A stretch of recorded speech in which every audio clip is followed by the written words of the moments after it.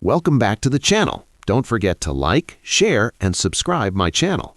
Today, we explore how to create a business lifestyle image body flow using Puppet Warp in Photoshop. I open Photoshop and load a lifestyle business image. I pause because flow in body language creates emotion. I duplicate the layer first.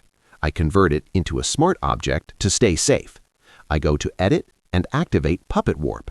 I slowly place pins on the shoulders, hips, and legs. I stop and think before moving anything. Business visuals need subtlety. I gently rotate the upper body to feel more open. I add a control pin near the waist to prevent distortion. I zoom in to check edges. I adjust the leg angle slightly so posture feels natural. I pause